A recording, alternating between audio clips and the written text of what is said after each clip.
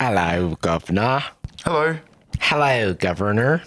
How about the word governor? It's got some strange letters in there that we don't even pronounce. You sound like this episode is being sponsored by the gubernatorial system. See? You just threw a B in there. Yeah, that pisses me off a little bit. It all makes me mad. Gubernatorial has a B, right? It does. It absolutely does. What are we doing? Like gov, G-O-V, right? But then gubernatorial is like G-U-B. Excuse me? What in the world is that? Welcome to Sad Boys.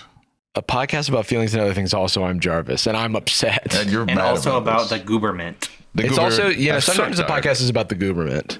Man, I'm so tired about the government. Two goofy goobers. Yeah, we are pretty goofy. We're goofy goovers. Do you remember a period in time where like Why does that sound weird? referencing, just saying like lines from SpongeBob one-to-one to one another that was just kidding around. That was joking. Absolutely, yeah. And it was I missed that. You would quote you would be like, my spoon is too big. Remember Yes, that? big one. Firing my laser. I'm a fire in my laser. Does that mean anything to you, peeps? One time for Halloween, I was a banana and my sister was a spoon. I am a because of that banana. video. Wow, that's cross-generational because that Yeah. video is old as hell. We Peanut butter loved jelly that time. shit. My spoon is too big. I was thinking about Crazy Frog the other day. Not in the like yearning for him, but just thinking about him. You were looking out a window longingly. Is he looking at the same moon as... he's dead for sure. Him and his tiny penis. That's visible in the album art. He has a cock, which is... Look, and that's fine. But some not- of our best people have them. Some of our worst. Yeah, it's a real coin flip. Most of our worst. Yeah, it's kind of like a Targaryen thing. Sometimes the god's just like, oh, this penis guy's no good. I just wonder if like Crazy Frog, I don't think it have any of the motion that it had at the time. Because I think it was just the first random thing I ever saw. Here's a question for That you. was the funny Is this part. Crazy Frog the one that's like do do do do do do do do? But that is the remake of that. So Crazy Frog is just the render animation of him pretending to be a motorbike, and Yeah. then Axel F, and then other song parody versions of it came out, and then they put it out officially as a single and made like $1 billion. Yeah, that's awesome. But it's like Crazy Frog, the song and dancing style has eclipsed Epically Random I'm a Frog. Epically random, I'm a frog. How are you doing on this fine Wednesday, Jordan? Wednesday for us, Friday for you. The audience. The audience. Oh, I thought you meant me. Every day's Friday, dude. I'm on island time. I'm a little mealy mouthed. I relate to that. How's the BuproprionMaxxing? It's been good. I got approval to go up on it today. Oh, mount it, climb it. So now I'm even further maximizing it. Yeah, I guess we weren't BuproprionMaxxing. We were mining. Yeah. Are you in the realm of feeling the effects, do you reckon? I think I'm not feeling I had an appointment with my psychiatrist today. And for me, it was more about helping with my mood crashes towards the end of the day, and it's helped with that. When I first started it, I was getting a little irritable, but it passed, which is good. It was funny because we were texting about it, and I was struggling to divorce like whether or not the irritability I was feeling, especially in the latter half of the day, was more the result of like the benefits. Like if I was getting that mental clarity and that was making me less like abative to things that are actually pissing me off. I'm pretty water ducks back on like general annoyances, but I think that's largely just a part of like I'm pretty easy to distract. This is like the way my psych was describing it is like things that would normally like annoy you, like very much irritate you. It's like in terms of like that side effect, but it was passing. It was like, I was nervous that it was going to be forever, but it wasn't. Yeah. I don't know if like, I had like a kind of like a tricky conversation the other day, and then afterwards was much more like doubtful of how, like, because it felt so sincere in the moment. And then I go home and I'm like, I'm so much more annoyed than I would normally be. I could only read that as, oh, I must have been unreasonable. And then with enough time with it, I'm like, oh, I think I just feel worse about it than I would. But now, I mean, I just really like the feeling of that something's happening. Yeah. Progress, including failed hypothesis, if it doesn't work. I agree with that. Feeling like you're taking life by the reins, trying stuff, doing stuff. A little motion. Okay, so this is written on our big board. Great American Straight State Fair. Whoa, not the Great American Straight Fair. About time. June is over. Yeah. So all I know is that I saw a video of some people. There were more people performing on stage than like in the crowd. I believe Milli Vanilli was gonna be in it and then maybe dropped out. Same for Vanilla There Ice. were I don't a know if they lot had of theme. people. And then who someone dropped else out. performed. Then they. Sorry, I was trying to make a Milli Vanilli joke and it didn't come together. You remember? You guys know this thing with Milli Vanilli, right? No. Milli Vanilli was the band that or group that had a famous MTV VMAs performance where the music started skipping, and it was revealed that they were not only lip syncing, but they weren't actually the vocalists behind their music. Whoa. Girl, you know it's girl, you know it's girl, you know it's like extremely They awkward. did a remix. Yeah. Now, you might be thinking, oh, there's been some kind of incident. They're doing a sound check, you would imagine. 'Cause That's what this looks like. This is DJT's Grand State Fair. So it's a Trump thing. It's Trump's thing, though it is very sequestered from the pool, because famously you now get like shot in the head if you go anywhere near the infinity pool that he's been working on. I feel like even with the lightest amount of advertising, there would be more people than this. I know. Yeah, Which it is. is telling, This 'cause version of it we didn't is know. his sort of concept. I see. This is his like. If you didn't tell me this was a state fair, I would think literally that it's like an underpopulated section of Coachella or something. Because There where's are- the stuff? So many people on stage because it's like a full like It's like there's like Snarky a Puppy. concert band. Yeah. But where's the shit? Like isn't a state fair like cotton candy and stuff? Isn't that like the Yeah, well, normally a rent state fair. fair has more of like a fair vibe to it, where they've got like vendors and stuff. But it is in one of the states. So, well, it's not It's not in one of the states. It's in Washington D.C. correct. Rats. North Carolina's booth. Were there? Oh, so there were. It's a state fair, as in each of the states have some sort of So representatives. the concept, yes, is that it's this big fair where each of the states bring a representative or a collection of representatives, and It's they Congress. have their like their booth. And Right. you can go to all of the different states. There were 8 states that opted out. Okay. One of them was Hawaii, and in their booth they sent basically just like a printout backdrop where they sneakily put like a silhouette of Obama in there. Oh, interesting. Okay. Look, okay. Silhouette. So I guess it's worth noting that we're approaching the 250th anniversary Yeah, of America. correct. So I guess that's why they're doing this. Yes. It is what, like the 250 years since the Revolutionary War? Since the Independence Day. Declaration. Declaration of. Well, because I actually don't know what it is. I assumed that Independence Day would be like the 250. So it'll be 250 years since July 4th, 1776. To be 17. fair, 17. that Constitution of yours, if it was so good, why'd you have to keep amending it? It sounds like you're talking about me needing to eat more fiber in my diet. Yeah. The Constitution of yours? dude? Yeah. So the fair opened this week. Sorry, jump scare. Ooh. It's weird that he's not in focus and the things behind him are. On Monday, he took to Truth Social to post a rhetorical question to his followers there, asking, do you think people appreciate what a fantastic job we did in building and operating the Great American State Fair at the National Mall, packed with happy people and everybody loving it? To be fair, the event was Sorry. We have to back up. Do you think that Obama or Sleepy Joe Biden could have done it? The answer is no. I suppose I don't think Obama would have done it. I think I could do it. I feel like, I think that it makes perfect sense for any president to do something like this. Yeah, and to 'Cause do it's a bad job is it's also... just a fair celebrating the 250th. So I kind of can't think of anything more kind of iconically American than fucking up something really easy. Like than whiffing on like an easy slam they dunk. just had that Trump UFC event and that people went to that. Though, I mean, that at least has that's like a fan base and utility that's being pushed through. Plus, tons of the audience is just military. Yeah. Like, and of a certain body fat percentage. Oh, yeah. They were literally recruiting military members to fill the audience. Only that was their rule. They had to be jacked. That's interesting.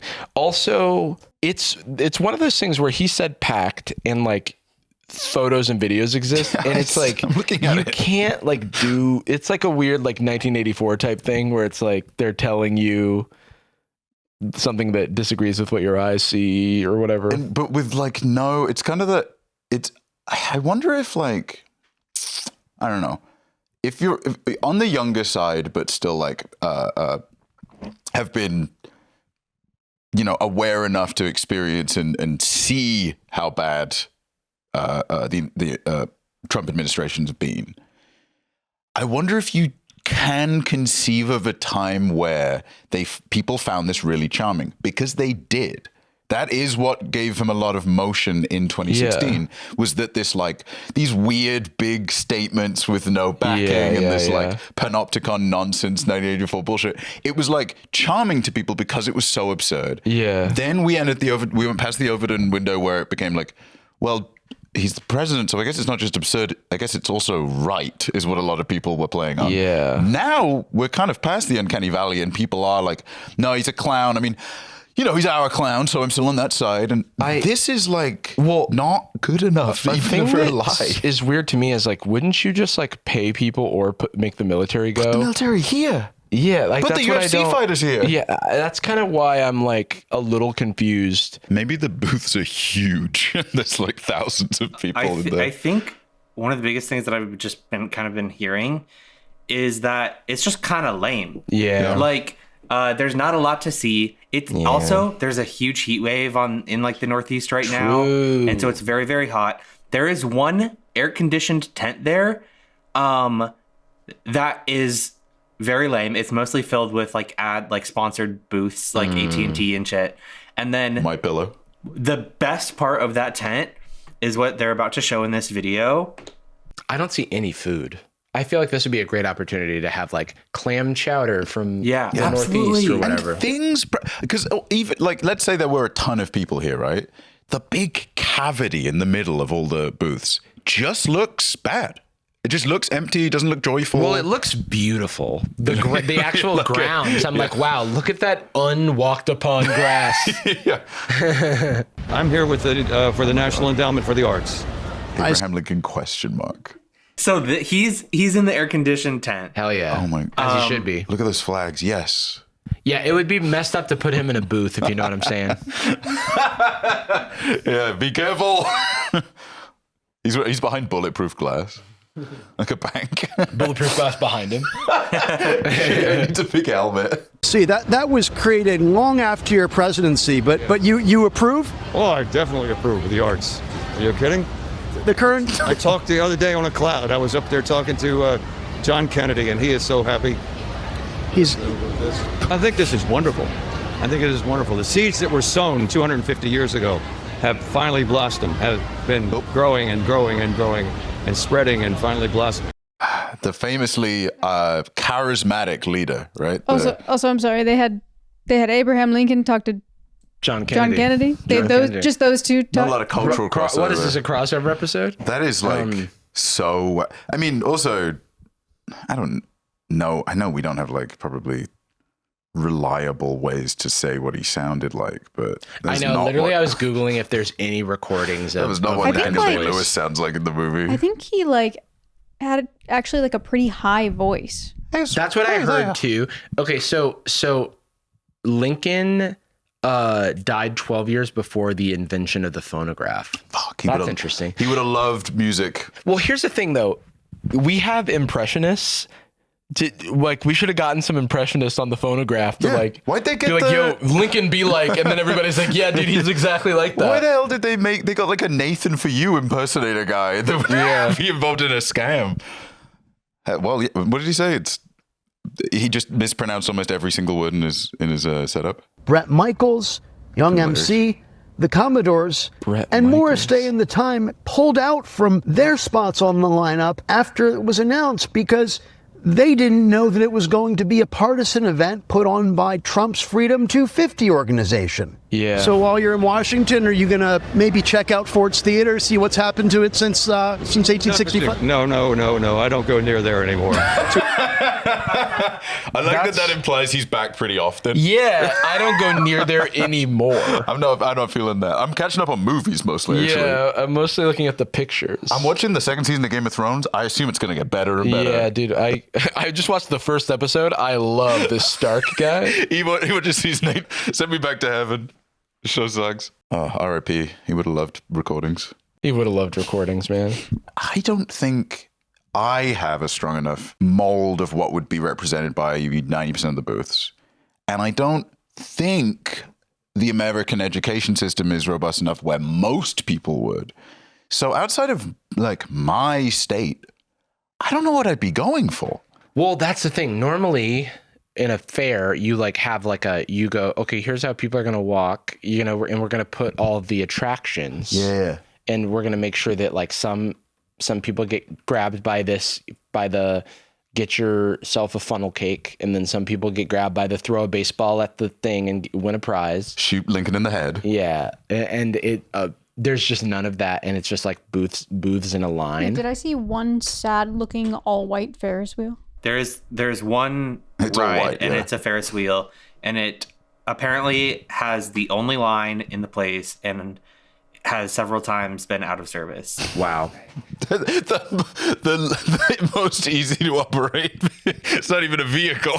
Someone said Costco is busier than this, but like Costco's quite busy. Like, Yeah. Costco is quite busy. yeah, Well, it's yeah. also full of hostile architecture. I wouldn't even put. Yeah, that's like putting too high of a bar on this fair. Yeah, this is closer to the density of the strip mall I went to go and get a massage at recently, and halfway through went, I did not request this level of firmness. Which is like, This guy's kicking my ass. like I understand. Is this at where is It's at the National Mall, which is like by the White House. Yeah, in okay, I DC. understand. Like if you're going for like a White House theme, everything's pristine, white tents, white Ferris wheel, blah blah blah. White attendees. Like Ferris wheel, famously the easiest thing to make like very colorful and very fun. It looks cute. It's you're going to a fair, you're going to a colorful red, white, and blue. Even Yeah. do something. That's Isn't true. the point is of America to crazy. be gaudy and it too looks much like it's color? supposed to be like a scale model. It looks like you're just a- using like the Yeah, It's like like it's like a showcase. white picket. Ferris wheel. Yeah. It's a suburban Ferris Yeah. wheel.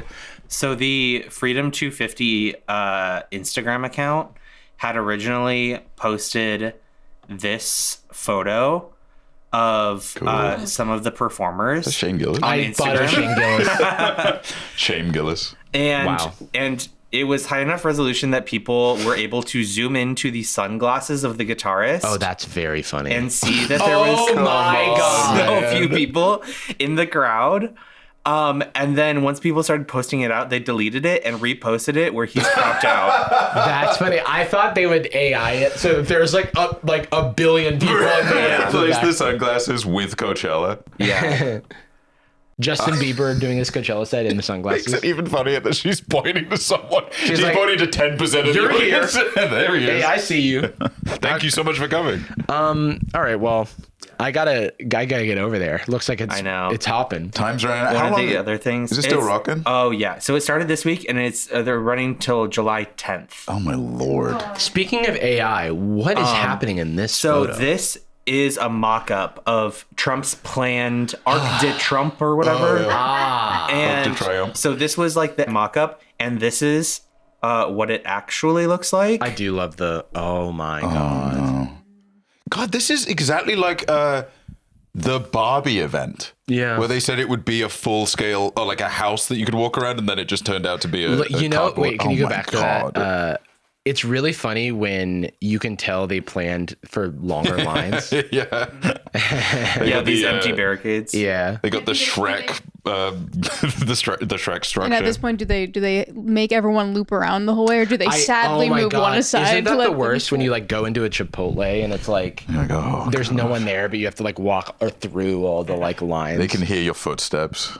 Yeah. Dude, Packed is so funny. It- Merch, beer, food. It's interesting seeing all of these like hyper moderate sources unable to even kind of play the game and just be like, quote, packed. Like, That's not something. Okay, you this normally is do. something. Here's their mock-up. Oh, it's a mock-up okay. again. Well, I was like, there's... Sorry. You are Trump, and you have the biggest ego ever, and you have this mock-up of this grand thing that you have all the money in the world, and you are letting it, with your This looks ego, like a you're letting paper it look like craft. that? Yeah, That's It looks crazy. like they made it out of origami. Jacob could print a much better version of this to scale. I just think it's the one thing he loves more than hoarding wealth and creating idols for himself is screwing over contractors. And I think True. this is like, That's an old pastime of his. he gets such a rush. Did I read a headline that Trump disclosed $1.2 billion in crypto earnings? Dude, congrats. How'd he do that? Wise business mind. Trump's financial disclosure lists $1.4 billion in crypto earnings, powered largely by, is this going to be Trump coin? Meme coins. Yippee. Awesome. Yeah, I'm alive and that's good. Yeah, staying Hell alive. yeah, dude. This is winning. This is the time not to explode. So Anastasia saw this TikTok and thought it was crazy, and then we clicked into some of these accounts, and they're awesome. No, this is crazy. This is like Jesus influencers, I suppose. Which is like, look, man, I've said it before and I'll say it again. He is my savior. This episode of Sad Boys is brought to you by ZocDoc. Have you ever put off making an appointment because of like phone anxiety or phone tag? You keep calling them and they're calling you back and you're missing it, only to find out that the next available appointment is months away. Yes, and I told you that in private. Well, ZocDoc is a free service that helps you find and book appointments with a doctor that fits your needs. So your problems are no more. Duh. So ZocDoc lets you search and compare local and network doctors across over 200 specialties. And you're also telling me that ZocDoc's website offers tons of reviews from real patients and detailed doctor profiles to help you choose the right one. Yeah, and it's not a secret, so I don't know why you're whispering. You can also see actual appointment openings and click to instantly book a visit. And appointments happen fast. I mean, we're talking usually within 24 to 72 hours, and you can even sometimes book the mythical same-day appointment. Your health matters, and taking care of yourself shouldn't be complicated. So find and book the right doctor with ZocDoc. So head to ZocDoc.com/sadboys to get started today and check that appointment off your to-do list. That's ZocDoc.com/sadboys. ZocDoc.com/sadboys. Thanks to ZocDoc for sponsoring this episode. I'm just like, religion can be so awesome for so many people. And I've seen that like the community and like the value that people in my life, loved ones for me, have had in religion. But when we start hitting the Jesus influencer stuff, when we start doing the sketch comedy about that feeling when you sneak Jesus into a non-religious combo, first of all, don't sneak Jesus into a non-religious combo. I don't like that. And also, you ain't that slick. I noticed you do it. Yeah, we know you're doing it. It's not catch slick at all because we never talk about Jesus. I know. And I know that your job is doing TikToks about Jesus. Yeah, the friend who's like Jesus guy on TikTok, they'll never expect when I slip Jesus into this combo. We're talking about like how Stranger Things fell off, and he's just like, I guess. You know who never fell off is my Lord and Savior Jesus Christ. Yeah, he was stuck right on there. Yeah. You nailed it. Relax. Okay. So. Oh, okay. Yeah. No. So we're. Oh, it's all the same thing. So what we're doing is we're roofing drinks. Yeah. And that's. But. And that's a super fun and funny way to like illustrate your metaphor. I think it took you guys being more kind of astute to help me figure out exactly what the fuck this was. Because initially I really thought like the point was I'm posting religiously, or I guess I'm posting, religiously. And I like Jesus. I think he's epic. And he picked up that boulder or whatever and killed all those fish. He did all that stuff, and someone else is bringing him into a non-religious topic, which is insult. It's blasphemy or whatever. Like you're using Jesus, but not in a religious context. I thought that was them like, hey, this is you're roofing me. And I'm like, okay, that's really bad. That's a really bad statement, but it made at least some instead it's like, what if I was the roofier? What if I was the criminal in all of this? Sneaking Jesus into a conversation feels just as good As David. Like what the fuck? That is so weird. And then also how it feels. Do you feel good about this? How it feels. Do you feel bad about this? Do you feel guilty? Do you feel? Like what do you mean how it feels? Sneaky? Is that? I guess how it feels is that you're getting away with doing a horrible crime. Yeah, you think it's really bad, or you think this is fine? Okay, well, what is this? Because if I had to think of, I don't know, if you got me to brainstorm 100 sneaky things, I'd think this would maybe be in the 200 somewhere. I don't think I would get. It's like these are bad things. I don't think you want to connect speaking about your faith with doing a horrible crime. Yeah, make a sketch about like doing that big, really long leg walk that Scooby-Doo and Shaggy do, so they're like quiet. Yeah, there we go. The Indiana Jones swapping the idol for the sandbag. Yeah, pulling down the tablecloth and like keeping all the. But I guess they already had Rohypnol on them, so they could just use that for the sketch. But I do like that we are addressing that in the words too, because it is that. Yeah. Okay, let's maybe this person, the person who's commenting on it, let's hear what they have to say. If you think it's okay to compare sharing your religion with roofing somebody, that tells me everything I need to know about you and your religion. I don't think it tells me about your religion. I will take issue with that. I think it tells me about how this person treats their religion in their life. Because some people are very dogmatic, I guess, and also some people are like use their religion as like a lever of power, and maybe they've accidentally made a really good metaphor here for how people use religion to enforce power over other people. They've created a remarkable kind of allegory by accident. For clarity, I feel exactly the same way about religion and Christianity in particular as I do about the Amazing Digital Circus, where I have no interest in it. People seem to be really into it. I don't probably intend on ever watching / reading it. But it seems like a lot of people get really angry about it pretty often, and Reddit is crazy about it. But you do you. That clown, people seem to really like the clown character. They like Jesus. I don't know anything about the digital circus. Is it Ponme or Pomni? Pomni. MN? MN. People love Pomni, and that's good. And when you sneeze, they say, bless Pomni. This kind of feels like all of these men feel comfortable making this joke about roofing. Like they know it's bad. They're looking around in their surroundings as they do this act out. The thing that's bad is that it's sneaky. It's like, I wonder, no, literally, like, I'm like, would like how this is obviously bad, like hit them on the head if it was like, hey, what if you were just like stealing a TV out of someone's house? Is that something you understand? Yeah, was that? It's like. But that affects you, so it's like. Like, I just don't get it, man. Like, what do you mean? I won't draw a direct parallel to like, I think these guys do this necessarily, right? Like that's a crazy leap and like content, whatever. It's more speaks to how a lot of men feel comfortable joking about how women don't feel safe, in spaces with them. It's like you'll hear like a woman say like, oh, I wouldn't feel comfortable leaving my drink around this person. Right. Or having to the actual fear of just being out and needing to mind your drink at all times and not taking the risk if you like left your drink unattended. Yes. Because of the very real, risk of someone doing something, tampering with your drink, and it just being like a cartoon. Yes, like it's like a cartoon concern to these people. We've talked about it a lot in the past, but the like punching up, punching down.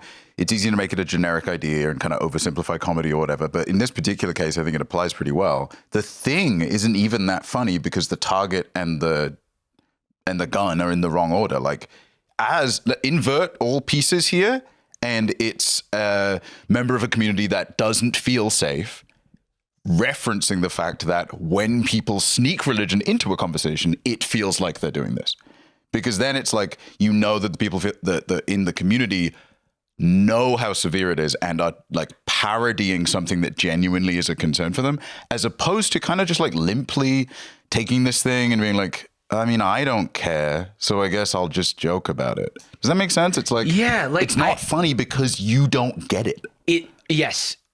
And this doesn't stand up to like, and then what also? It's just like, and so. Yeah, it is a tough one to. You know what I mean? Like, okay, what is. So then what do you do? So why do people do this? They're just redoing the same sketch? That also pisses me off. I don't understand. Is that what a trend is? I've seen someone just completely rip someone else's skit and then never acknowledge that they ripped someone else's like very funny like comedic bit. Man, is it just because all that matters is the post? It's like I dude, it's like, yeah, dude, who knows? All right, we got a guy. Oh, wow. It's the guy. It's this guy we have now. From everything. Oh, look, it's the guy from content. Oh, my God, dude. Sorry, can we start at Christian rap greater than? Respect. Burning in my soul, no, I will never fold. This child ain't for sale. In Christ I am sold. Be bold is what they say. Be bold is what I do. The devil in hell with headphones on going, what the fuck? Yeah, dude, what the? This is ass, Get bro. this off me. This is so, like, it's, the music is so bad. And they rhymed nary a time. God's doing it. I was like, whoa, what we used to have to rhyme in rap music. Maybe it was it's written in Latin and it just doesn't translate. It's just literally all it had was the cadence. It's like, yeah. God is really good. Devil is really bad. Look out for I that am devil. a guy in my car. All right, cool. Yeah, that's awesome, man. I drive beep beep. Oh wow, is this the whole? Oh, This it's is the guy. the artist. Oh, it's his music. No, it is somehow a different guy. It's a different guy. Oh, it sorry. is I the just guy. I thought he just had a slightly different haircut. No, they're making same aisle. We'll put it that way. Christian rap just hits different. In that it's bad. It hits different in that you don't like it, the way it hits sounds. me. It hits different like a truck. Wait, hold on. Insane title. Rapper shows up to worship night, but God shows up. What he did? Evo logo. This is fully bullying because this person is a He small did nothing creator. wrong. He did nothing wrong. It's just but funny. I've said all the things about, church and religion. A place I do draw the line is mega churches. Oh, They just yeah, give I have me a I refuse to have a, pardon the pun, good faith conversation about mega churches because I just don't believe that anybody that supports them is not either naive or corrupt. Because I think it's completely okay to have been tricked, like no hate, but I put it in the same bucket as Scientology. I think they're indistinguishable. My family is religious. I'm not personally, but it was in like a weird way when I was in high school because like sometimes we'd go to church, sometimes we would. It was never like really like devoted, but like wow, great word. Yeah. There's some words like feeble that I feel like are only used in meek. meek, feeble. So we would go like like Easter or Christmas Eve or whatever. So we went to a Christmas Eve service, and I was already out of not paying attention because I'm Christmas not Eve. religious. I'm thinking about my presents. I want to go make cookies. And it was the typical, if you have ever been to a mega church, I feel like a lot of small ones do it too, but almost every Christmas Eve service is just like telling the story of baby Jesus and like all the way through to his crucifixion and then coming back all the That's a lot. That's a lot. It's a lot. They would summarize a lot, but towards the end of it, they were like, "All right, everyone, bow your heads. We're gonna do we're gonna pray," and they were saying like, say this prayer with us, either out loud in your head, and if you have not been saved yet, this prayer is what will save you. You will believe in Jesus Christ, and this is what will save you and get you into heaven. So they were saying, if you say this prayer, you will get into heaven. And that's so everyone. Do you remember it? It's like So everyone's they say the prayer, and then they're like, all right, everyone. easy. Now, raise your hands if you were saved tonight. A lot of people raised their hands, and they said, if you were saved here tonight, you're getting a free t-shirt. And then everyone started going fucking crazy. And then somebody comes out with a t-shirt gun and is like, pop, pop. I was expecting that. And I was just like, I was sitting there, I was like, what the fuck? You're getting, What the fuck is I thought they were going to like be like, you should tithe, you should give us like money. Yeah, they probably did that too. I just blacked out. It was a cheap Gildan print T-shirt, and it was you had to do $5,000 to get it. Getting a T-shirt that you don't want is like one of the worst feelings, dude. I'd be like, oh, I'm not safe. What do I do with this? I take it back. I don't want it. I'm saying the prayer in reverse. I was kidding. I do, by the way. I love the idea of being somebody who is at least like involved enough in the faith to go to church for Christmas Eve, do the prayer that the priest is like, this will save you, by the way. And then when they ask for feedback, being the one dentist that's like the 9 out of 10, say it's great for your teeth, being the guy's like, I don't think that got me. Not putting your hand up, like, no, didn't land for me. I think I'm still going to hell. Wait, sorry. I just remembered, and I guess I have more mega church stories than I thought. I just remembered we were at a different church. And I was in like the kids program, and they were doing like the song worship time, and I was a very shy. Oh, I thought you meant a song called worship. We were doing the song worship time. Worship time. But I was a very One shy. last call for Jesus Christ. Worship time. All right, I can see that loading. Yeah. I was a very shy kid, and also I didn't care about being in church, and so I wasn't singing along, and I was also embarrassed to be singing along. And one of the in my head I thought they were like much older and wiser, but they were probably a teen, and they like slipped me a 10 so I would sing. That's awesome. And I was like, hell yeah. Church rocks. Hold on, dude. I thought you were gonna get like chastised or something. Why aren't they doing that at the America Fair? They should just have a T-shirt cannons full of money. Yeah. All right, let's lock in on some of these banger TikToks, dude. When you're trying to worship God, but your playlist is on shuffle. In Jesus' name. God, you are so good. Thank you for today. Thank you for putting breath in my lungs. Thank you for waking me up this morning. And by the way, God, you are just so good. Thank you for the day, Lord. Thank you for the day. No worries. No worries, mate. You are so good, God. Yep, I heard you. It's a bit weird. Oh! I'm so sorry, God! Turn this off! wait, you're not like God doesn't want you to listen to Genuine? Yeah, he's not feeling it. Christian rap more than that. It's really funny to be. I'm not entrenched enough in the religion. I am enjoying the idea that the worship happens during the like instrumental outro. Yeah. Like Stan.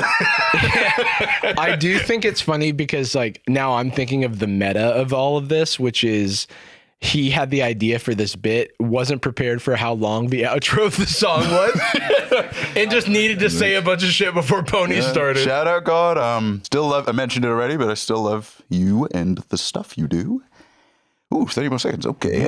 What's up? I heard about your son. That's fucking sucks. Sorry, dude. Oh, yeah. That's rough. But he's home, I would guess. And by the way, very unsafe way to drive. Eyes closed, one hand up. Thank God he's parked. That's some Jesus take the wheel shit.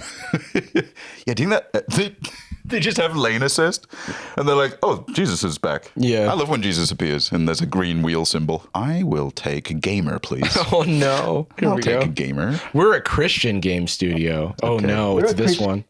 What is Larry? Studio. Of course we're making a Bible. Oh, I've seen this. So the Pharisees are on me, they're behind me, they're throwing stones at me right now. We gotta dip, we gotta get out of here right now. Demon-possessed man on my right, I'm praying over him right now. He's cracked. He's casted out. Another one to my left. All right, I'm prayed up. My shields are full. My sword of the spirit is charged. I'm ready to go in for the boss fight. Just slaying them in the spirit. I need backup. He's kind of bad at that trend. And I did see, wait, hold on. I don't think, I'm just going to guess, because it's the biggest entertainment industry on the planet. I'm going to guess he does and has played video games. Mm-hmm. Why is he playing it like a parent pretending?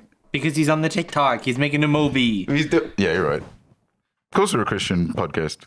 Also, the Christian podcast or the Christian video game is really hard.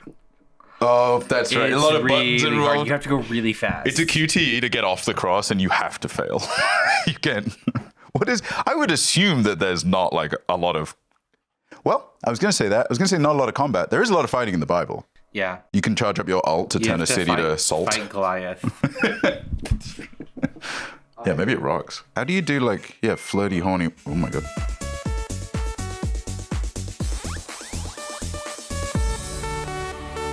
Wait, the comments are like some of the most hateful shit. No drug addict, disrespectful, unprioritizing girlfriend, independent guy. Just please, just a man of God. Shockingly few people saying amen. That would be the perfect. That's like the cop-out answer for any of these. It's like the Christian equivalent of this. Me the moment I get to heaven and see all the people from the Bible. Oh, okay. Yep. Okay. Yep. Fraction too long. All right. Well, that hopefully didn't get too sacrilegious. I mean, Christian podcast greater than, you know what I mean? Yeah, hopefully not too blasphemous. The blasphemy boys. Look, we said it. We're not religious, but it seems the guy seems pretty tight. Like the powers and stuff, like the one from those ones. Yeah. All right, let's get out of here. Let's do something more fun, like man. Let's talk man. Man. What the fuck was it called? Man. Huh? Man camp? Man camp. Let's talk man camp. Now, I don't know anything about this damn man camp, but I like what I'm hearing. Well, I can tell. Maybe that's a compliment. I don't know. Mm-hmm. I went to a 5,000. So, by the way, this is like the third time we've talked about something like this. Yeah, from a man-making camp. It took a what surprising turn do we think it could have taken? It's not implicitly kind of conservative and sexist. I feel like maybe it's like it was just men seeking community. And they found that it cost them $500 or $5,000 to make a friend. Yeah. And it's in California as opposed to like, it's always in Greece usually. It's like, right. It's like an Ibethan oil reserve that they... Ibethan is funny. Iberian practice camp or something. Or it's like a boot camp in nowhere, Texas. Yeah, you have to eat sand to prove that you should have friends or something. A journalist from CNN did this piece on... several different sort of man camps, but this one in Sonoma was different in that it's run by women. Is that the surprising turn? And so the surprising turn is that it's supposed to be like healing men from toxic masculine type thoughts. Okay. By any means necessary. Surgery, electroshock. $5,000 man camp though still concerns me.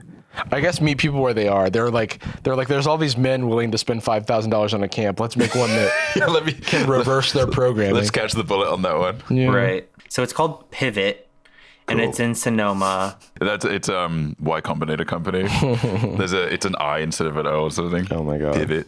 I do like the hand on the man's thigh and on his back, because that makes me feel like feelings are happening. Yes, and like it's $5,000 oh my god! feelings. Wait a second. If there's a counterweight to the manosphere, this is it. Okay, I don't know about that. The project is because I don't think that we're solving the manosphere with $5,000 man camp. Yes, this is, and also it's like atomic bomb versus camp baby. The project is a brainchild of a woman. I do feel worried also about hopefully it works, but the people who are brainwashed by this type of thing don't feel like they'd be the most open to a woman's opinion. Yeah, it seems on manhood. The counterweight to maybe what before they get into the manosphere pipeline. It's like which I mean, look, I am all for countering the manosphere. I am generally concerned about $5,000 camps for anything. Okay. Mostly female roster of coaches. Glass says her camps provide disillusioned men a better way forward. Love that. She works directly to understand and reframe her participants' understanding of masculinity. Cool. But it's a lonely fight. For every 5 men who enter her camp, tens of millions watch influencers like Andrew Tate, Aiden Ross, and Myron. That's what I'm saying. Who preach the importance of making money, getting ripped, and emotionally dominating their wives and girlfriends. So yes. However, it is interesting to me that they have framed those 3 things as like the pillars of like the harmful pillars of manhood. Because getting ripped, who cares? Making money, who cares? It's the emotionally dominating their wives and girlfriends part that I feel like we should be the DLC at the end of the circling. List. Yeah. I mean, it's also like, it's prescribing that as the competition kind of diminishes any value this could have, right? It's like if people are like, yeah, I enjoy the Sad Boys podcast, but like, I don't know, compared to the entire country of Canada, that does a lot more than just Seb. I'm like, well, yeah, but that's like a country. Yeah, and I'm again just like, what is the addressable community of $5,000 camp? And I would rather, if it is like, this like big bespoke project, or even if it's just starting at like, let's generate some more revenue and maybe we make a smaller thing. But actually, this is not even a critique of the camp. This is more a critique of like the framing, the writing here. I think there's been this weird conflation of toxic masculinity and masculine representation with the manosphere as though they are the same thing and not a path to the other. Like this idea that like we need to get in there to stop men's natural behavior of harassing women. Hold on, it's that's not where it like starts. Most people with those like toxic masculine traits aren't in the manosphere. It just so happens that a bunch of people are. Again, it's like hard to get mad at this. I think what's annoying is the coverage of it as if it's a salve. Yes, yeah. You know what I mean? Because it's cool. I'm glad it's like around. You watch Love Island and it's like pretty obvious who's listening to Manosphere podcasts. Yes. You know what I mean? And I'd rather like, regardless of what the camp is, its financial situation, the demo, whatever, I am pretty universally in support of people having conversations in a community of people trying to get better. Yeah. Now, the content of those conversations is almost immaterial to me because that's up to the people involved. But like the not celebrating okay, maybe this is a crazy, wacky, wild statement.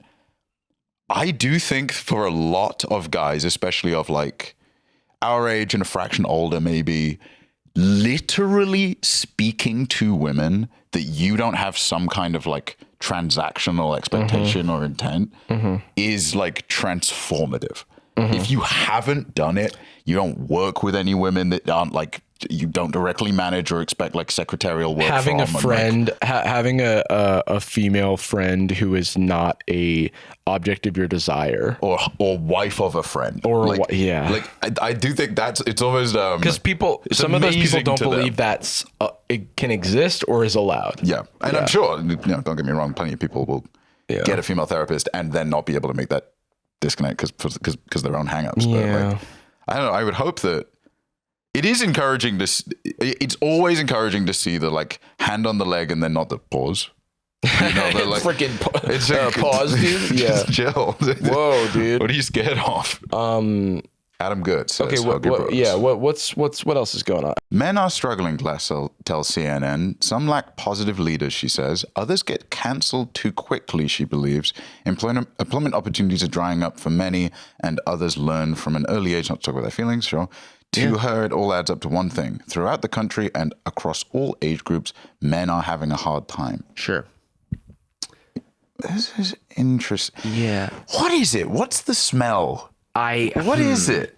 What's getting? It could be the fact that it's a $5,000 camp. Maybe it is that. Can I also say that the other thing that's annoying to me is that if there's a counterweight to the manosphere, this is it. It is absolutely not it.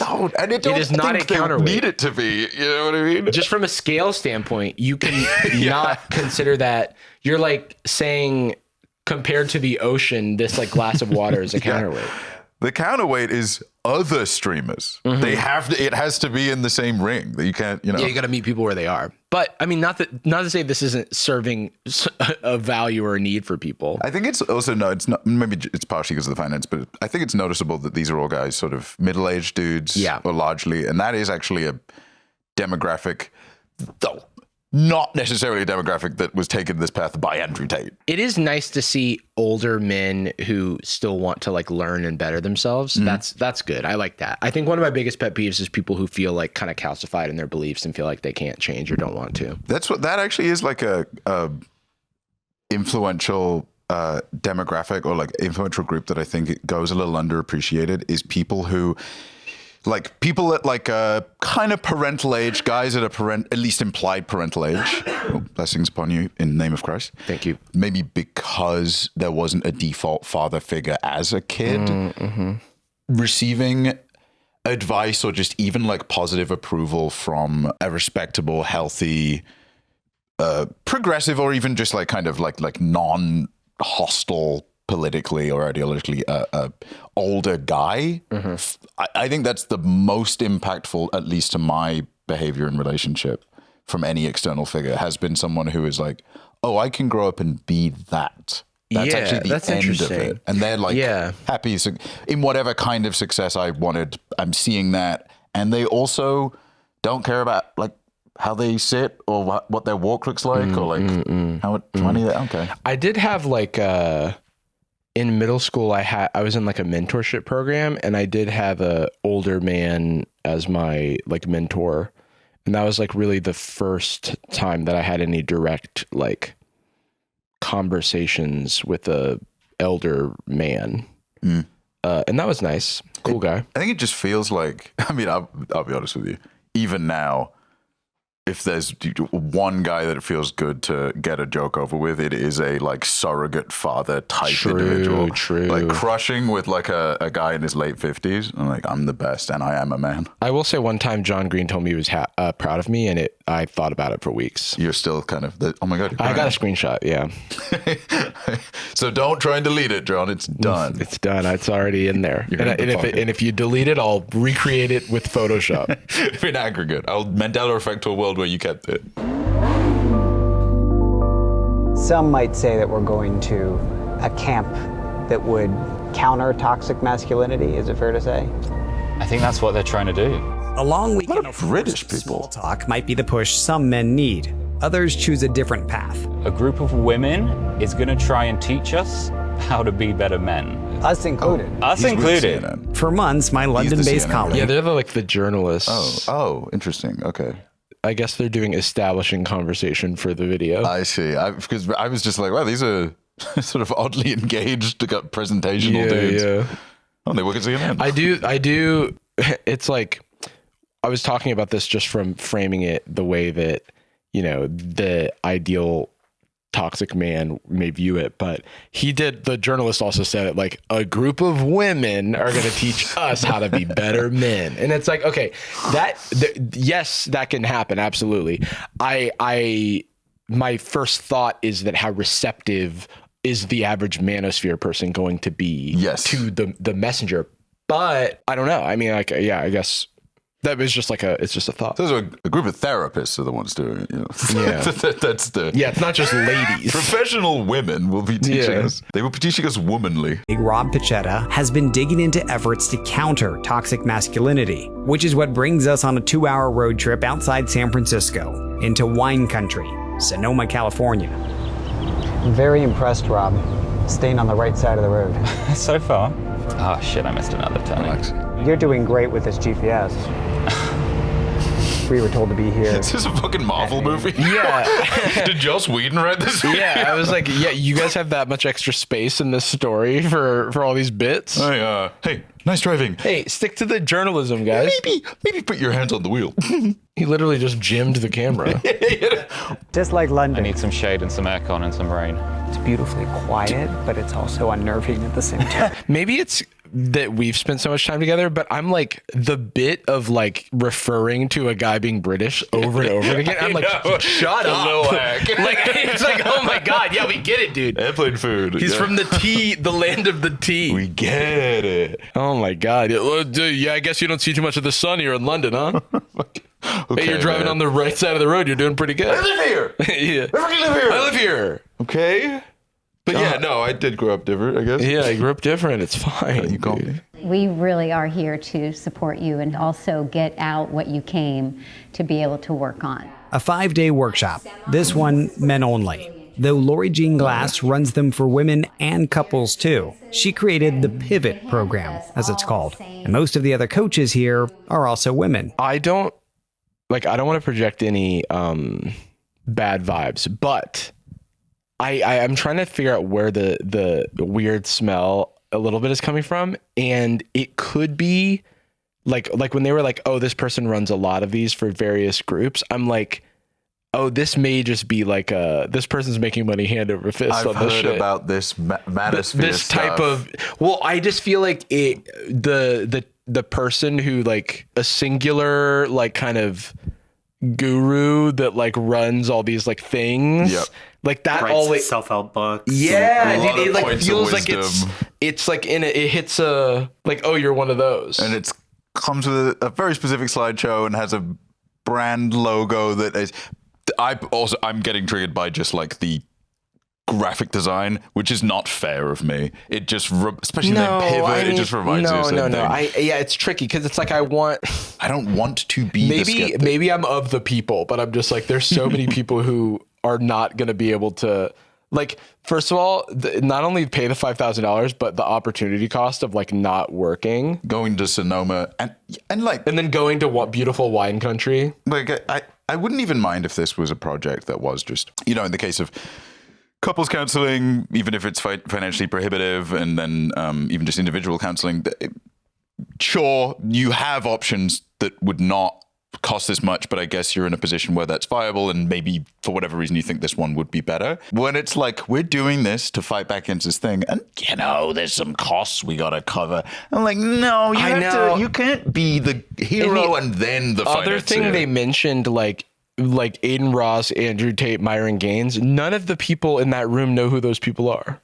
Yeah, oh my God. You know what I mean? They're like, those aren't the audience of that. So it's like, I'm like, are you reaching the people who are being impacted by those types of voices? Yeah. Like, because I don't want to poo-poo something that could be helping people, obviously. The two people that could ever have ended up in that pipeline are the people doing office reactions, which that's gonna be a crazy What color is your Bugatti?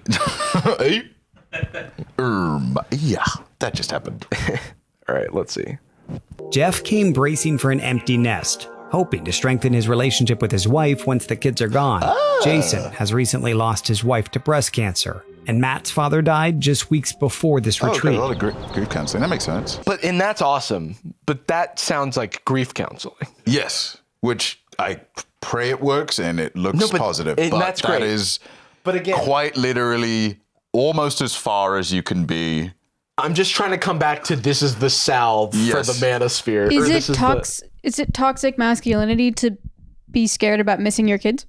Like what? I mean, maybe for this generation, I guess preemptively, that one makes a lot of sense to me, because it's like, when we talk about toxic masculinity, we tend to pivot towards it being like projected outwards, but really it's as equally about it. The reason it's bad is because it is like, it has no utility at all. It's the elements of masculine performance that just hurts everyone all the time, including yourself. And one of those is like, suppressing your personal ability to grieve, grow, etc. And then often like it eventually breaks containment and the steam's hot and it hits the people around you. So like preparing for, I don't even really know what the branding should be for empty nest syndrome. I think we apply that to mothers exclusively, traditional relationships. Definitely. And like, maybe that's ingrained sexism in my mind, or rather just like oversimplification and saying like, women, they're natural carers, so when the kids leave, it breaks their brain.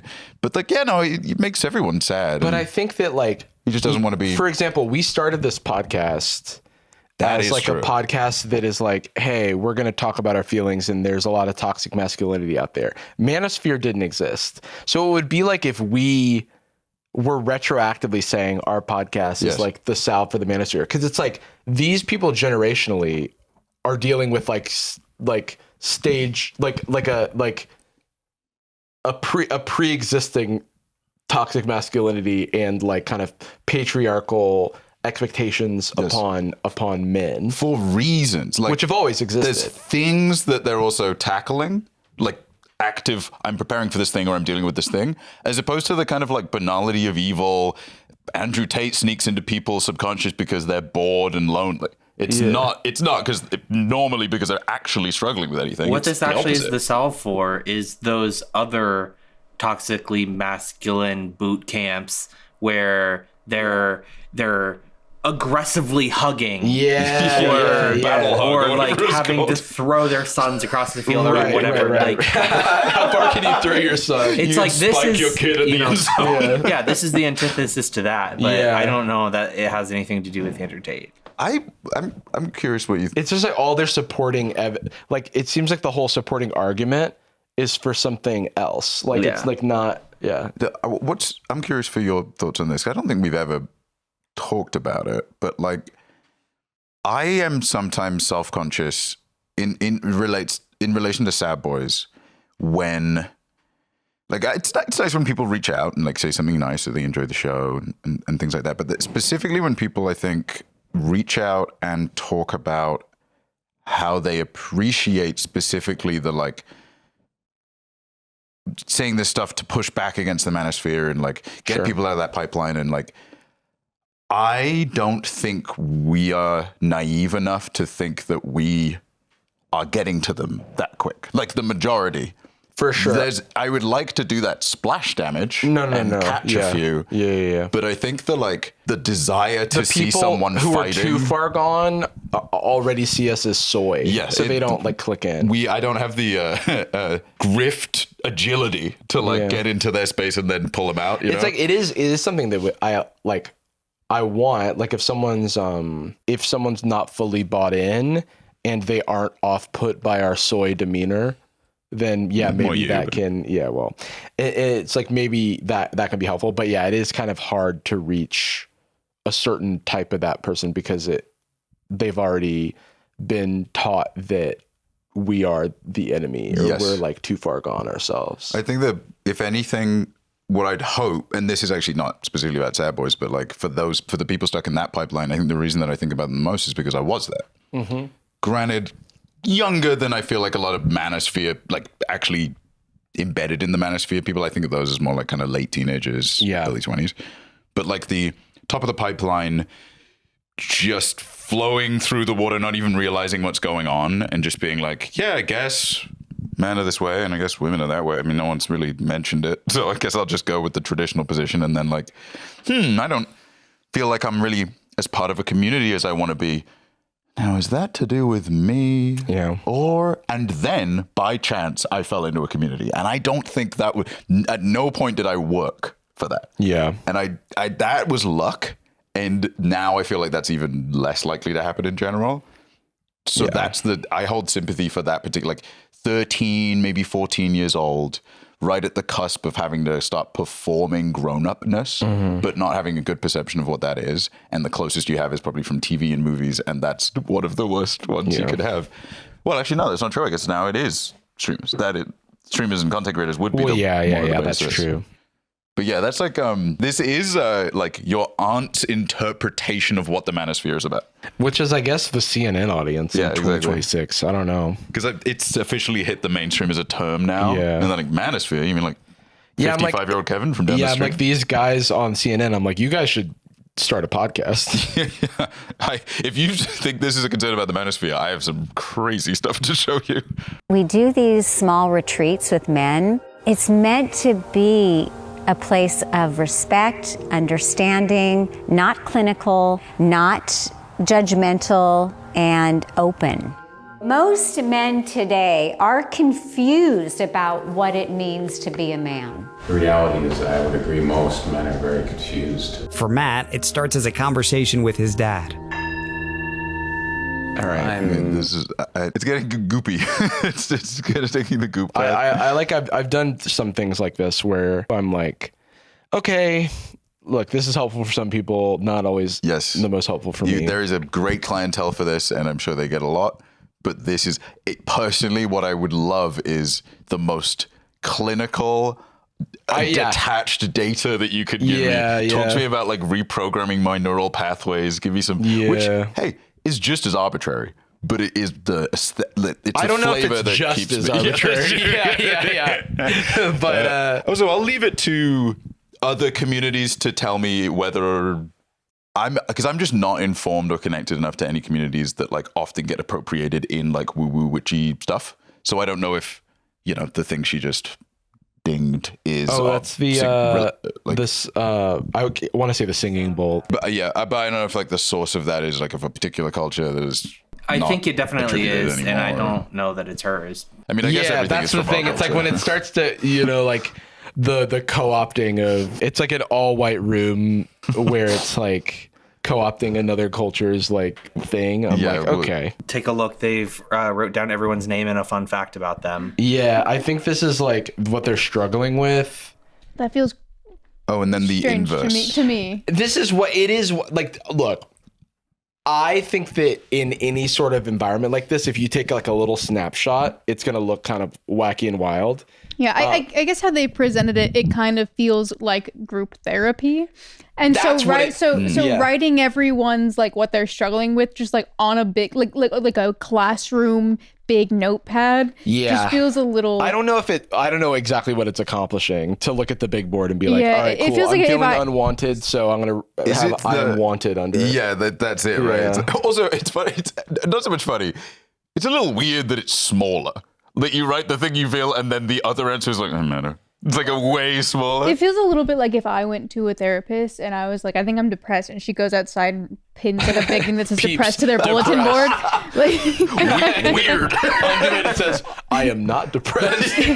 The thing for me is that I think about like accessibility and like, yes, group therapy is something that this is like seems similar to and is something that exists out in the world that maybe doesn't cost $5,000 and require a retreat. It's also annoying me that the CNN journalists are like 40% of the class. Yeah, I don't like of this. I kind of feel like just send one. I know you can't do epic Dwight and Jim riffs when it's just yourself, but this feels very much like a Louis Theroux, or not even, almost like a POV camera only, no presenter thing, because I want to observe. I don't know if I was in a documentary about therapy and someone came into my session and was like, so what did he say? Well, I also I don't have much commentary on these people and their own experiences, because I think they are like, this is a space where they feel like they can express, things that they're struggling with, and all of that stuff is like valuable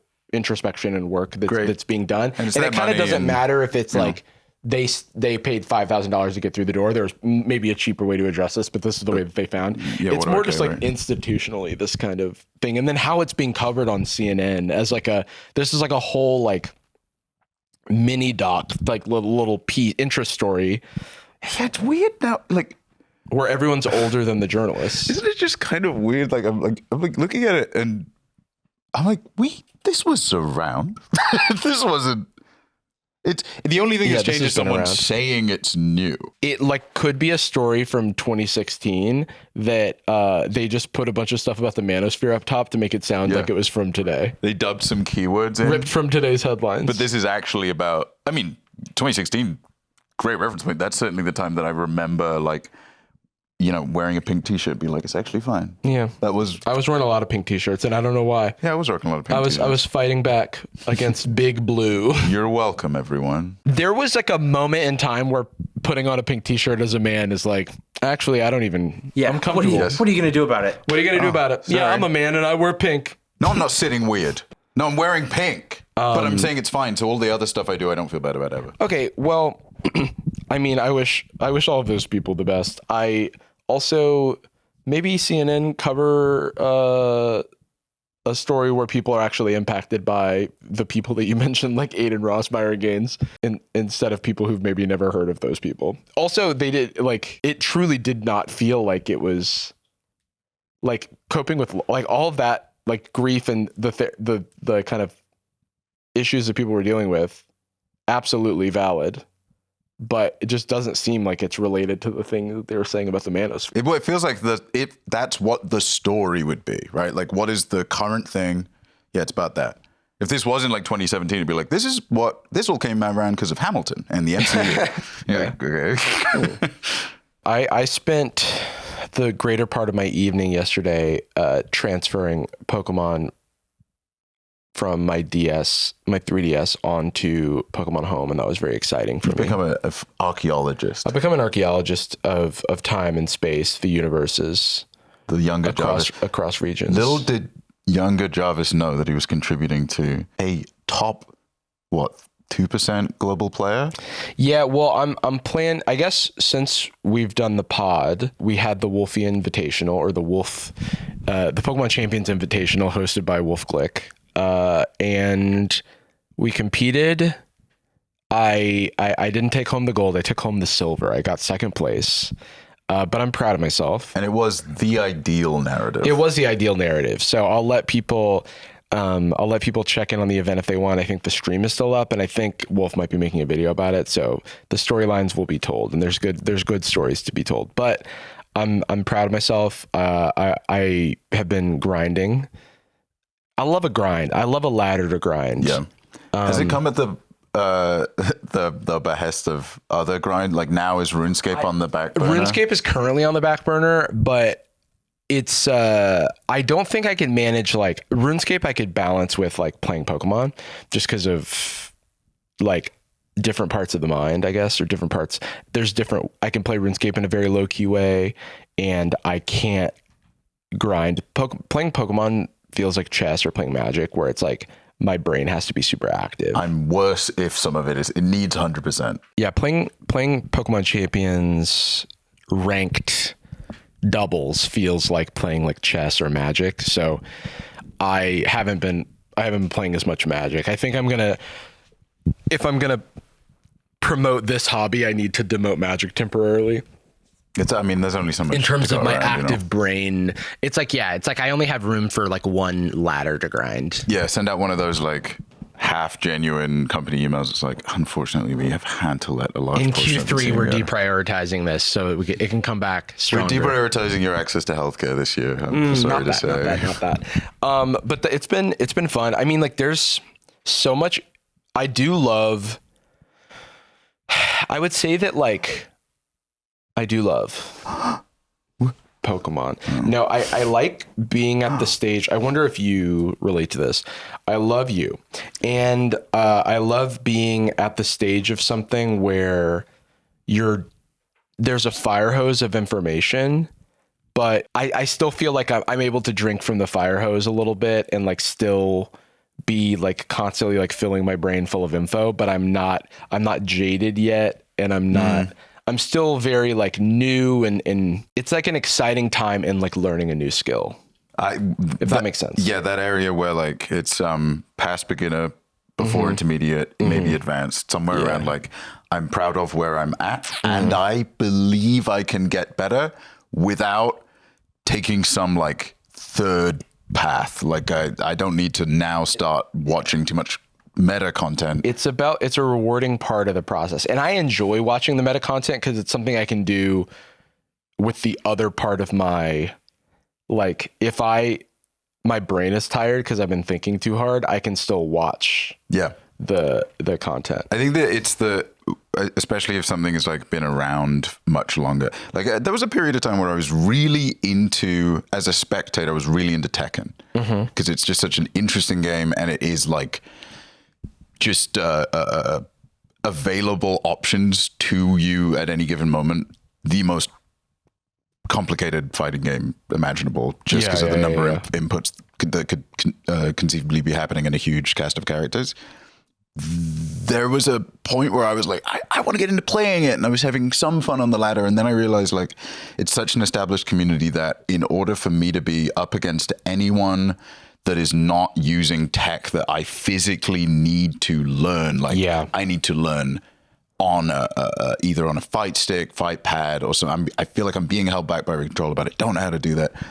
That's the stage that's like almost pre-beginner that I also don't fuck with, because the climb to viable and having to spend like the first month in like wood metal level is a little tricky with like melee, like with things that have like a hybrid entry. It's like I felt like I needed to like slightly mod my GameCube controller, and there's like all the inconsistencies that are like kind of fixed now by like Slippy and stuff.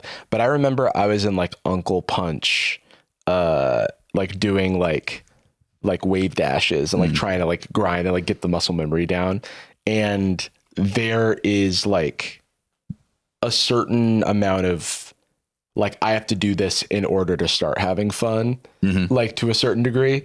Whereas the thing that I really value in things like this now is coaching. I've done coaching for Magic. I've done coaching for Pokemon, and I love having like someone to like focus my energies and like kind of let me keep me on the right path, and somebody to celebrate with. And someone to celebrate with. Yeah, like one of the things about Pokemon, which is really fun, like it's a very complex game. It's turn-based, but it's funny because you have 45 seconds to make a move. And it is really hard to process all of the information, that all of the things that are happening in 45 seconds, because as a new player, I liken it to when I first started driving and I couldn't listen to music or talk to anyone while I was driving. Like I needed to be completely, fully, actively. Man, that's actually that's the perfect allegory, because like I put off driving for so long because of that barrier to entry that was required to be a beginner. Yeah. It was the written test. Once the written test was done, I was psyched about the in-person. Nailed it. Right, because you already knew how to drive. It's like just the actual like doing and as someone who like doesn't enjoy school as structured as it is, it like is just shaped like that. Yeah, there is a you ever like, I don't know if this makes sense at all, but like walking in LA down a straight series of blocks where you can see your destination and how far it is, versus like walking in San Francisco where a turn is coming up, or walking in London where you can see the corner you're getting to right now, turn that corner, see the next corner you're going to. 2 miles in that pattern to me feels so much less draining than 2 miles on a straight set of blocks. That makes sense. Because you see how little progress you are making. Yeah, it's and like, that can feel like that. Like it's like running on a treadmill versus like playing tennis or something, where it's like it's just more engaging moment to moment. I guess I think of it as beginner, advanced, intermediate, expert, but do you switch intermediate and advanced there? I don't have. I don't know actually. Firm kind of. I guess intermediate, almost by definition, I put in the middle. So if you have 4 things, the middle is like there's not a clear middle. But I usually think of beginner, intermediate, advanced, because expert is like, I feel like that's like very, very far away for most people. Maybe for you. I think what's interesting about like trying to learn Pokemon VGC is, especially as a Pokemon fan, is that I'm like, yeah, I know how to battle. And then you get into it, and there's so many things that you never pay attention to when you're just playing the games casually that like, oh, I know the type matchups. This is going to be easy. And then you have to pay attention to, did his stats raise? Did mine drop? Oh, is the rain happening? Oh, am I burned? It's not just. It is so much more than like rock, paper, scissors. Yeah, because like if I'm playing the normal game and I'm burned, I'm like, oh, I'm going to take some damage at the end of the battle. You have to think about that. Your attack is halved. You have to pay attention to their abilities. There's even stuff like I had a match in the in game of one of my games that I was playing during the Wolfie tournament, and like one thing my coach pointed out that he was glad that I did, it's like we talk a lot about mitigating variance, and like because in Pokemon sometimes moves can miss if they don't have 100 accuracy, and also things can crit. So it's like if there's a 10% chance to crit, if you can afford to, should play around it. Yeah. You know what I mean? So it's like, oh, if you have a play, if you're choosing between 2 plays and one of them loses to a crit, sure, 90% of the time you're going to still win, but you increase your win percentage by playing around that 10% likelihood if you can. And so like there's an instance where I had a guaranteed like lock of like an end game basically, but it required me to like use Psyshock instead of Heat Wave, because like Heat Wave has 95% accuracy, but you play enough games you see it miss all the time because you click Heat Wave hundreds of times, you know, and so you just see those misses, and those misses can be really rough. Or there was a game that I had versus Sea Dog where I had like a very, very, very, I ended up losing that match due to, and still moving on. I knew beforehand, as long as I took a game off, I had a really good chance of moving on past the group stage just because of how the tiebreakers and things were going to work. So, but there was a thing where it's like I won game 1, lost game 2, and then was well positioned to win game 3, and then had multiple 1 in 8 full paralysis happen in a row. I think it was like 3. And so like the odds are like 1 in 1,000, you know, that it happens like that. But if you play to your outs, like that occurrence can occur. And in that game, there wasn't like a whole lot that I would have changed about my play after discussing it with pro players. Like sometimes you just get screwed by the RNG, but you still play to your outs. It's like poker, you know what I mean? But there's also like another element of things that is just like, as you learn the skill, sometimes you attack and you're like, does this kill? You know what I mean? And then also Pokemon, there's a range of essentially a fudge factor, like how much a move can do. Like, let's say it's 10% one way or the other way. I don't know the exact percentage, but you can do 100 damage, 90 damage, or 110 damage. And so you have it's like a quote unquote a range to kill, like, or a range of damage. And so you might be within the range where it's like 60% chance to kill, but okay, that's not 100%. Which is not the same as catching somebody in a combo that you know the exact scaled it's like, damage of. It's hard. It's hard to know the exact, and then there's always crits to consider. And so I was in a situation in that game where I had the option to use a setup move that would like raise my attack power, and I chose to do it a second time because I had a window to do it. And in retrospect, in like hindsight, that could have like lost me the game, because even though in like 900 out of 1,000 or 950 out of 1,000 games, it doesn't come up.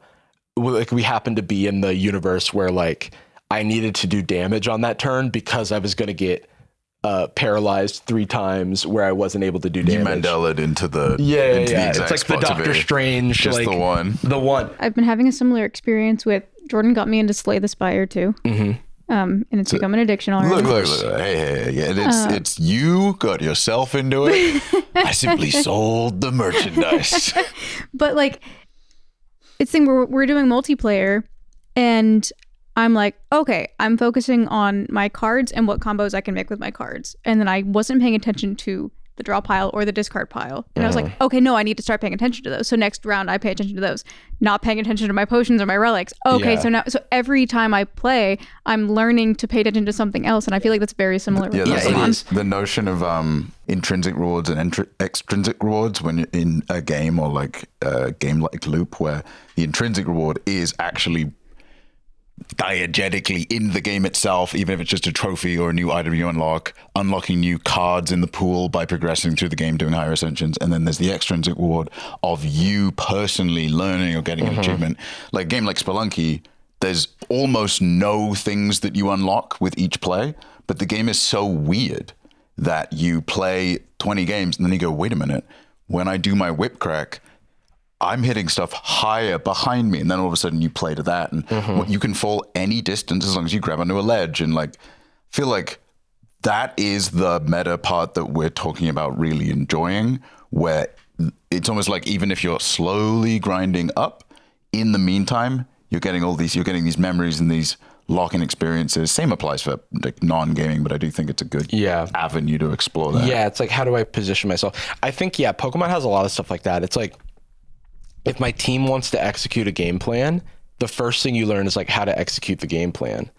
But then you have to like learn how to execute the game plan, considering that your opponent can try to disrupt the game plan. And it doesn't hurt that this is all floating around like a world and property that you have so much affection for 100%. 80 years. I have to retrain my entire the entire way I think about Pokemon when I'm doing VGC versus just playing casually, because I'm not taking Protect by any means in the normal game. I actually played through very, very quickly. I played through Brilliant Diamond, Shining Pearl, the Gen 4 remakes, because I wanted to test something with ribbons. I wanted to see if I could get some. I might use that game to get some titles in Pokemon Champions. But playing through the Elite Four of that game, it's like they're like cheating so much. Like you're like beating the Elite Four trainer like horribly, and then they'll just like keep spamming full restore. They're hitting you with the and I'm like, bro, like come on, no items. What do you think this is? We're competitors here. They're hitting you with the Yu-Gi-Oh! Millennium Eye. Yeah. Like, I know what you're doing, buddy. It was, I was like, bro, like, okay, fine, you win. I guess I can't beat like 6 full restores on your Garchomp. I'm sorry. That's why he's elite, dude. Mid. I guess so. You're Yeah, advanced or intermediate, whichever. Well, that one was is so funny because normally it's like in Final Fantasy, you don't expect the boss to like rip out a potion. like what the hell? I mean, I'll do it, but that was a thing though, because it's like there's a way to build a team that plays perfectly through this. Like if I had like a setup team, if I had like some sword stance and then like sweep the whole thing, but I just had like whatever bull crap, bull crap. Who the hell is it? Whatever bullshit I had. I don't know why I was. Yeah, I don't know why I did that. You want to go respect? That's the radio edit dub you're doing. Yeah, I don't know. Yeah, that was anyway. The bull. I was kind of just like, I guess I'll just buy some revives and some potions just in case. And then I ended up in a situation at the end of the game where I had to like outsmart the AI because they were basically, I was spamming the A button and like watching the World Cup while doing this. So I wasn't like really being strategic. And then I found like all my Pokemon were dead and I was running, I like run out of everything and all I had was 2 Pokemon left and they had Garchomp, which is like, was higher level than all of my other stuff. So I ended up having to, I had a Magnezone and a Salamence, and I knew that the AI would just keep spamming the super effective attack, and Steel resists Dragon, and Salamence has Levitate. It has it's flying type, so it resists or it's immune to ground. Your eyes are rolling back in your head. Yeah. And so basically, and Salamence's ability is Intimidate, so it like lowers attack stage and physical attack, and Garchomp's physical attacker. So at a certain point, I had like no items, and I was like, okay, how do I do this? And so then I would switch to Magnezone. They would use Dragon Claw, thinking that they were going to get a super effective on my Salamence.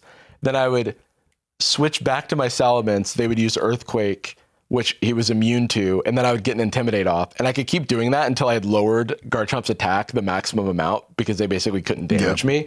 And then I could finally like clean up the battle. And I was like, wow, that was like way closer than it should have been. Which is that's the game. And in Pokemon or anything kind of similar, where what you're actually playing for is the times you almost lose. Yeah. But you have to put that in context by doing really well outside of that. Yeah. But in the moment, you're like, oh no, the bad thing's happening. I'm almost losing, despite it actually being the thing. It's because like the games are like pretty easy for the most part, because you like have perfect information. Like Garchomp is 4x weak to ice. If I had brought any ice moves, wouldn't have been an issue. Yeah. The problem is I wasn't paying attention to anything. I was literally just spamming through like max. I was just trying to get through the Elite Four so that I could test something that was completely unrelated to that game. And I don't even like the way that game looks. I don't really enjoy that game that much. Peeps and I were talking about it. Like it was kind of panned when it came out.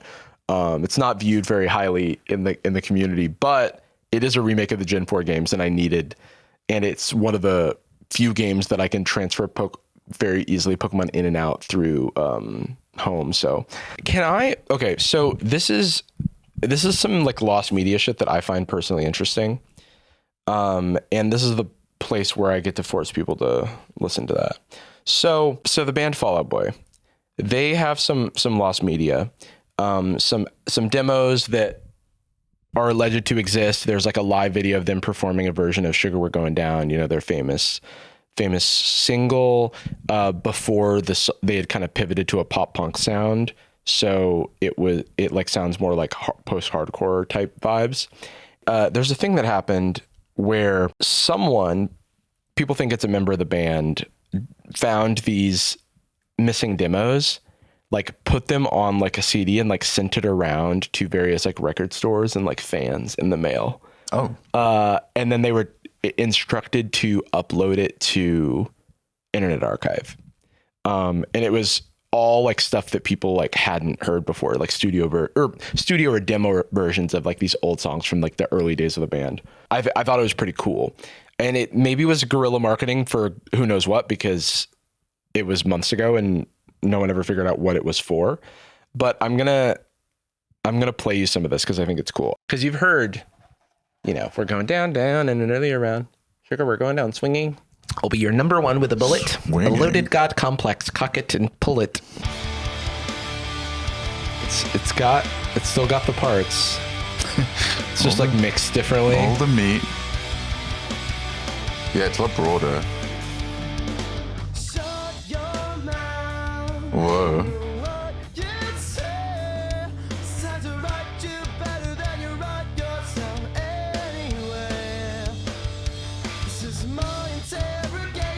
Yeah, the guitars especially is like much more like kind of a post-hardcore.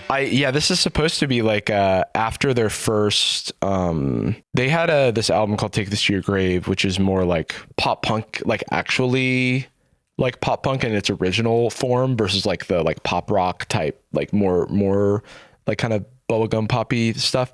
And I guess these are their demos from before they decided the sound of like From Under the Cork Tree, which was their first like album that people know. That's what Sugar We're Going Down is on. Do you get that like I feel like there was some dip somewhere in my 20s that have now thankfully on like the more fun side of, where I was like resistant to nostalgia a lot. Like not so much like, I think I remember you saying some stuff like this in the early days of the pod. I remember just thinking like it's like rot, you know, like if it infests you too much. And there's still a part of that. I think if like living only in it, I think can be dangerous because it sort of devalues the experiences you can be having, the new stuff. True. Only rewatching shows, blah, blah, blah, blah. But I do think there's also merit to rewatching, reconsuming, recontextualizing. I think that's cool. It's its own art in a way. I've zipped back to 2010. I've been listening to a lot of my 2010 albums and music. Or the things I was really, a lot of like thrash and mathcore and stuff like that. Like, because I there was an era specifically like circa 2008 where all of my friends were into that. I was intimidated by it, and then I was like, no, I have to be like them. And I like dressed for the job until it became it. And so now I was listening to like a bunch of Dillinger Escape Plan and like Architects, which at the time I found kind of cringe, but now I'm just enjoying unironically. Your Demise. If anyone remembers Your Demise, you probably don't because you're not from Middle England in 2010. But there's like, I don't know, like this fondness that I feel like I'm having now for a version of me that I almost see like my kid. Like, it's just, hey, he's like 13. He's figuring it out. Yeah. Right, I'm not going to make fun of this guy. He's doing his best. That feels so, I don't know when there was, but. Yeah, I do. That is fun. I think a lot about, I kind of hope my kid's into Pokemon because then it'll be really easy I get like a life hack in terms of like things that we can do together, a whole different class of like stuff. It's almost like just cheating. That would be like, obviously I'll do whatever my future kid wants to do, or I'll try to like give them the life that they want, obviously. But I mean, the price of the cloning, you'd hope that it at least comes with a lot of the same instincts. Exactly. That's what I'm saying. So, like, I don't plan on having kids, but You're saying you were going to take one though? Yeah. I have 4 nephews right now. 3 of them are pretty much now at the age where I can get them into Pokemon. And I've successfully got one of them. Yeah. The oldest one, I started gifting him Pokemon cards, and still he just like kept bringing it up, and now he watches Pokemon and he keeps asking his mom for Pokemon cards. He is and kind I'm of like, the Bulbasaur to your Ivysaur. Yeah. And Ollie. I'm making him into Pokemon. Ollie's asking you for Pokemon cards all the time. He actually is. Awesome. He keeps taking them from me. You let him pick the pack, and then you give him like the energy card or whatever. He goes, and now I'm putting every card that he chews on, I'm putting him in a binder. That's funny. It's gonna be worth something one day when he's famous. Yeah. We're wrapping up over here, but we're gonna head over to patreon.com/sadboys for Sadboyz Nightz, our Patreon exclusive podcast that's just the same as this, so there's more of it. More of the show you just listen to. You're really gonna like Sadboyz Nightz. You're gonna like Sadboyz Nightz because we get crazy. Nighttime podcast greater than Symbol. Greater than Symbol, dude. We're gonna say some messed up stuff on Sadboyz Nightz, let me tell you. What the hell? We end every episode of Sadboys with a particular phrase. We love you. And we're sorry. Worship time. Worship time. Gucci girl, how you doing? How you moving, girl? Moving, girl. How's your day looking? That future girl, yeah, we on now. Take my money, go away, all you want it. Girl, too rich for me.